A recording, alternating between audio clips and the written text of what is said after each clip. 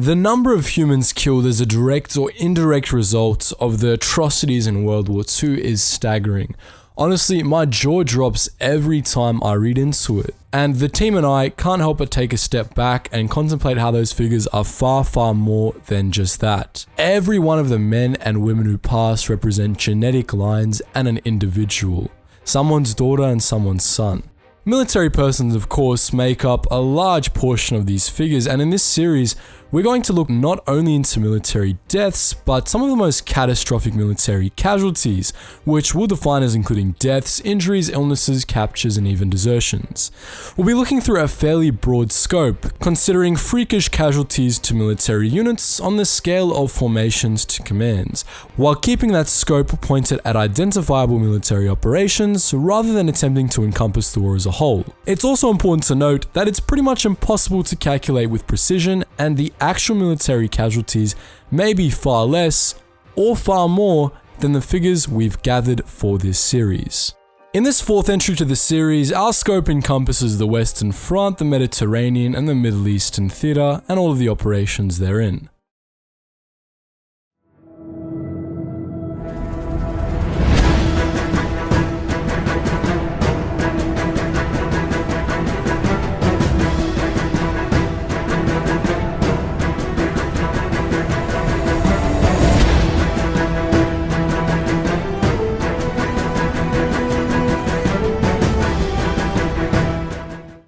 On the 6th of June 1944, the Allies crashed onto the shores of Normandy, France, in the greatest amphibious invasion in history, known commonly as the Normandy Landings or D-Day, and part of Operation Overlord. Leading up to the landing, the Allies pummeled Nazi-occupied France from the air, destroying roads, railway lines, bridges, fuel supplies, airfields, and aircraft production facilities, and staged extraordinary deceptions. Throwing body after body at German coastal defences, the Allies eventually broke through and spread inland, capturing the port at Cherbourg on 26th of June and the city of Caen on the 21st of July, and crushing a German counterattack in the Battle of the Falaise Pockets. Following another Allied landing in southern France on the 15th of August, Paris was liberated, and the remaining German forces withdrew eastward. Overall, Operation Overlord granted the Allies a foothold in Europe and facilitated the invasion of German-occupied Western Europe. East to west, the beaches the Allies landed on were codenamed Sword, Juno, Gold, Omaha, and Utah. On these shores, 160,000 troops of the Allied 21st Army Group landed, under the command of British General Bernard Montgomery. Trafford Leigh Mallory commanded the air, and Bertram Ramsay the sea, and American Dwight D. Eisenhower was Supreme Allied Commander of the entire operation. Throughout Operation Overlord, more than 2 million Allied personnel landed in France, delivered by either the sea or by the air. Field Marshal Gerd von Rundstedt commanded Oberbefehlshaber West and Panzer Group West, while Erwin Rommel commanded Army Group B. German forces in the Battle of Normandy numbered around 640,000. In the landings, the Allies fought their way to German bunkers and cliff positions through sea, sand, barbed wire, stakes, tripods, anti-tank obstacles, and mines. Many died before disembarking, and many soon after. Many drowned in the rising tide. It was very difficult to see anything, now for the sea spray and smoke. The stench of spilled diesel, oil, and cordite stung my nose and made my eyes water. 2 explosions occurred to our left, and water spurted up and showered down onto our aircraft in absolute deluge. I ran up the beach and dived for cover behind a sand dune. An assault craft lay on its side next to us. It was shattered. 2 bodies were actually hanging from the side. Large streaks of red ran down the side of the assault craft to the sea, where their lifeblood had drained away. Obstacles were everywhere. 1 vicious-looking pronged object with heavy explosive devices hung around the prongs was to our right. I saw firing come from a bombed house, just beyond the formidable seawall concrete. A nasty wire fence just in front of the concrete wall was decorated with the sprawled bodies of about 20 Canadians. Naval shells continued to pass overhead, and further waves, typhoons, roared in, letting off rockets into the defences over the sea wall. Many of the casualties lying everywhere were caused by the mines sown in this stretch of beach. Off the beach, the belligerents fought in the bocage, and flooded fields, thorny hedgerows, embankments and ditches slowed the Allied advance, and they were up against German mortars, machine gun positions, rifle pits and snipers. In the villages, towns and cities, they fought from room to room, down the narrow streets and roads and through the rubble and dust. Circular holes dug close to the hedges caught my attention and was told there was German weapon pits. The next field was a charnel house of dead cattle and sheep. We took shelter in a long hedgerow, and looking at this big farmhouse, the crack and the hiss of bullets passing through the hedge told us this was not a good place to be. It was a very hard battle as the Jerrys had a complete view of the battlefield and could move about easily, covered as he was by thick hedgerow and high banks of earth.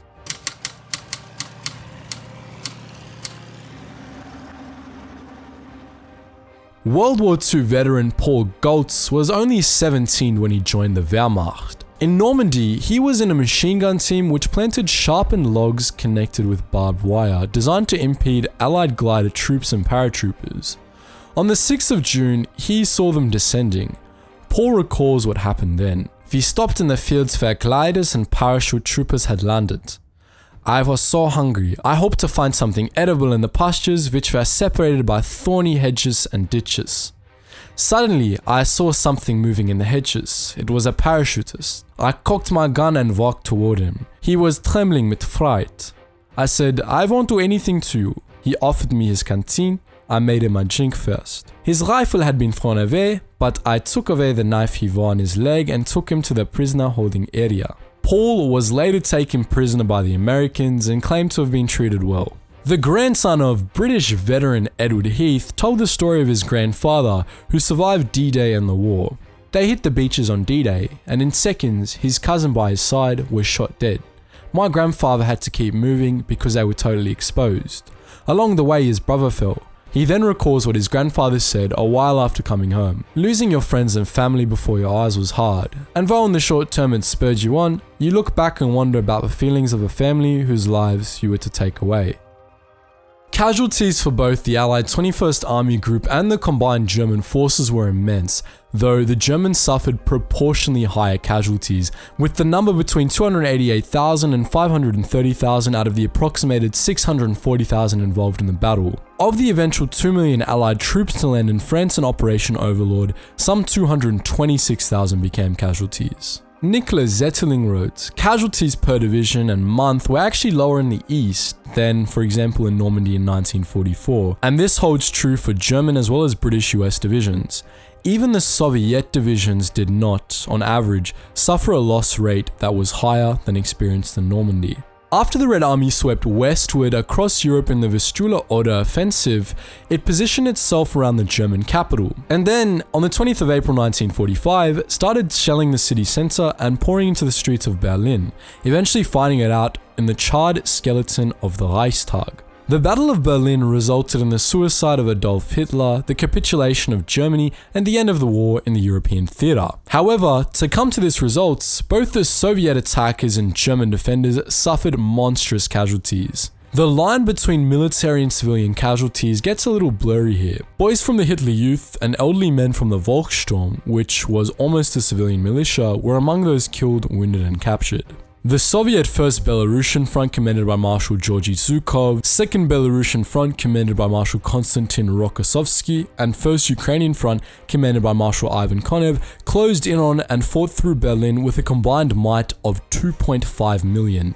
The German Army Group Vistula, commanded by Colonel General Gotthard Heinrich, Army Group Center, commanded by Feldmarschall Ferdinand Schöner, and Berlin Defense Area, commanded by General Helmut Weidling, had a combined force of around 840,000 defending the areas around Berlin and the capital itself. The belligerents fought in the country around Berlin and the city itself. The city could hardly be called that. It had been reduced to ruin by shelling, leaving few rooms to fight between and only rubble-choked roads for tanks to squeeze through. Snipers were perched on rooftops, harrying the broken streets below, and soldiers hiding in the rubble were flushed out with shrapnel and flame. The battle wasn't just in the city proper, though war was waged in the suburbs, swallowing tens of thousands of German civilians down its insatiable throat. Dorota von Schwanenflügel-Lawson, a mother who at 29 was living in Berlin during the battle, described what it was like after the German troops in the city surrendered. Our nightmare had become reality.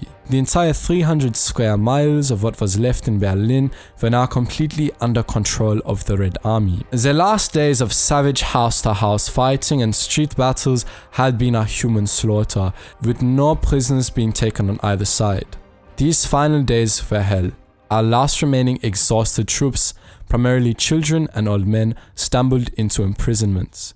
We were a city in ruins. Almost no house remained intact. The red carpet to the Reichstag was throttled with trenches, moats, barbed wire, and when the Soviets did breach the columned fortress, they fought die-hard Nazis toe-to-toe. In his book, Berlin, The Downfall 1945, Anthony Bavor describes the fighting in the Reichstag. Riflemen from the Soviet 150th Rifle Division eventually forced their way through to the main hall, only to discover German defenders firing down at them with Panzerfausts or throwing grenades from the stone balconies. One of the attackers vividly remembers the splattering of blood on the huge stone columns. The casualties were terrible, but the Red Army soldiers, using the usual combination of grenade and submachine gun, began to fight their way up the broad staircases, firing from behind balustrades.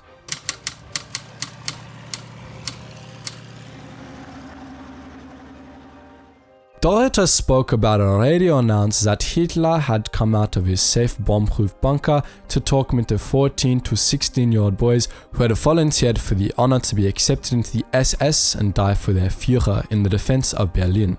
In her account, Dorota said, "These boys did not volunteer, but had no choice, because boys who were found hiding were hanged as traitors by the SS." Dorota also told a story of how she noticed a young sad-looking boy in a self-dug shallow trench. In her account, she said, "I found a mere child in a uniform many sizes too large for him, with an anti-tank grenade lying beside him. Tears were running down his face, and he was obviously very frightened. He told me that he had been ordered to lie and wait here, and when a Soviet tank approached, he was to run under it and explode the grenade. This frail child didn't even look capable of carrying such a grenade. It looked to me like a useless suicide assignment because the Soviets would shoot him on sight before he ever reached the tank." For casualties of around 360,000, the 1st and 2nd Belarusian fronts and 1st Ukrainian front closed like a noose on the German army groups Vistula and Center and the Berlin defense area, inflicting upon them some 840,000 casualties, of which around 480,000 were captures. Reviewing Dorota von Schwanenflügel-Lawson's accounts, it's safe to say that many of the military casualties in the Battle of Berlin were hardly that, and were not even inflicted by the enemy in some instances, but by fanatical members of those casualties' own people. After the Wehrmacht invaded Poland, France declared war on Germany. Following the withdrawal of the French forces in the Saar offensive, the Germans began their invasion of the Low Countries in France on the 10th of May 1940, invading Luxembourg, Netherlands and Belgium, then punching through the French Maginot Line in the Ardennes and surrounding a portion of the French and British defenders, encouraging many of the latter to evacuate over the English Channel via Dunkirk. The Germans used their fast and coordinated panzer, motorized and infantry divisions, supported always by the Luftwaffe, to smash Allied counterattacks and roll over the remaining French forces. On the 10th of June, the French declared Paris an open city, meaning that the Germans could occupy it without any resistance from the French military. And on the same day, Italy declared war on France and Britain and invaded southeastern France over the Alps. On the 14th, Paris fell to the Germans, and soon after, the French government requested an armistice, which went into effect on the 25th of June. In just 6 weeks, the Germans had successfully invaded the Low Countries in France, and not until June 1944, in Operation Overlord, would there be any more conventional ground operations on the Western Front. Western Europe was in Hitler's hands, and the French military had melted. The numbers of British and French wounded or killed in the fall of France were some of the highest in World War II, though the amount of allies, particularly French, taken prisoner by the Germans was just insane. The French 1st, 2nd and 3rd Army groups defended their country against the Germans, with the British Expeditionary Force attributing to the 1st. The 22 division strong Belgian army defended Belgium and attributed to the French First Army Group, and the Royal Netherlands Army, 4 corps strong, was also deployed. The French Armée des Alpes fought against the Italian Army Group West in the southeast. Allied forces in the fall of France totaled around 3.45 million. German army groups A, B, and C invaded the Low Countries in France with some 3.35 million troops, while the Italian Army Group West invaded over the Alps. The belligerent fought all through the Low Countries and northern France, out in the wooded country and in villages, towns, and cities. Tank-to-tank combat was heavy, though Allied forces were generally more motorized than Germans, who still used horse-drawn vehicles for transport. One particular tank-heavy engagement was the Battle of Stonne, in which a French Char B-1 Biz took 140 hits from German anti-tank fire and destroyed 13 German tanks. There was a concentration of armor at the Battle of Stonne, with many armored units hitting the battle before infantry support, and it has been referred to as the Verdun of 1940. One German officer stated, "There are 3 battles which I will never forget: Stonne, Stalingrad, and Monte Cassino." Back to the fall of France on a whole, barbed wire, tank obstacles, and mines were common, as were artillery and German anti-air flak guns, and the Luftwaffe laid waste to allies from the sky. Men taken prisoner by the Germans were transported to POW camps in German-occupied territories or Germany itself. Some prisoners never even made it to the camps and were massacred on the spot or soon after, often as a result of Nazi racial policy.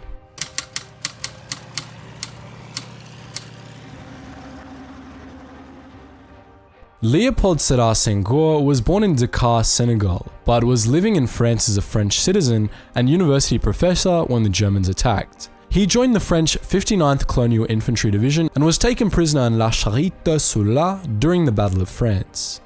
The Germans were about to massacre Leopold among other French colonial soldiers, though a French lieutenant managed to convince the Germans to let them live. Leopold was taken to several different camps before being taken to Fronstelag in France. A poetic and politically minded individual, when Leopold was freed, he published the poem Camp 1940, which gives an insight into the condition of German POW camps. It is a huge village of mud and branches, a village crucified by 2 pestilential ditches. Hatred and hunger ferment there in the torpor of a deadly summer. It is a large village surrounded by the immobile spite of barbed wire.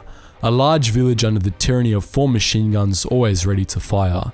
And the noble warriors beg for cigarette butts, fight with dogs over bones, and argue among themselves like imaginary cats and dogs. Léopold Sédar Senghor went on to be the first president of Senegal. Philippe de Labeur recalled the sacrifice of his father, Dieudonné de Labeur, who was in the French Air Force during the Battle of France. Dieudonné's plane was shot down by German flak and he was killed. Along with Philippe, Dieudonné's grandson Charles believes that French fighting spirit during the invasion was and is often perceived as lacking, and that this perception is misplaced and offensive. Charles said, "These soldiers have been doubly punished. Not only did they lose their lives in the Battle of France, but then they lost the battle of our memories." This story shows how casualties can echo through the generations, and also how easy it is for lesser events and sacrifices therein to be overshadowed by the greater events of the war. The Italian Army Group West suffered total casualties of only around 6,000, while German Army Groups A, B, and C's total casualties were more than 157,000, with 27,000 of those casualties being deaths.